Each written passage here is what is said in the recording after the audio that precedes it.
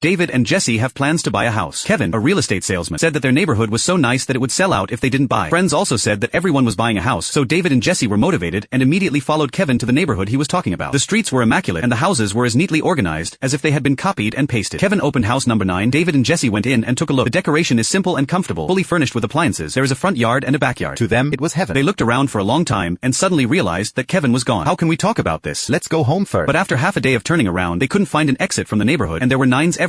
They tried to take out their cell phones as navigation, but found that there was no signal. They could only drive along the straight line, but they didn't drive out until the sun went down, until it was dark and the car ran out of gas. They had no choice but to go into the house and eat the fruit in the refrigerator, but there was no flavor at all. At night the two lay in bed. Not a sound could be heard, and it felt like the whole neighborhood was quiet like a graveyard. After dawn, David climbed up to the roof and looked around. There were only dense same roofs and fake-looking white clouds. Everything seemed like a painting. David was shocked, and since they couldn't get out by taking the highway, they decided to go over the fence between the different houses and chase the sun out. But after walking until dark, they didn't get out of the neighborhood, but instead circled back to house number 9, where they had stayed for one night. Instead, they circled back to room 9, where they had stayed the night. On the road in front of the door was an extra box containing various daily necessities and food. This was not a neighborhood, it was a maze. In a fit of anger, David set the house on fire, intending to attract the attention of the outside world with the bright light and smoke. However, the fire burned until dawn, and no one came over. The house, which should have been reduced to ashes, was also restored to its original state, and another box appeared on the side of the road with a baby inside, and on the box it was written to raise the baby and then give him freedom. David and Jesse feel strange, and soon they are in for an even bigger shock when, just a few months later, the baby grows into a teenager. Fast as a dog.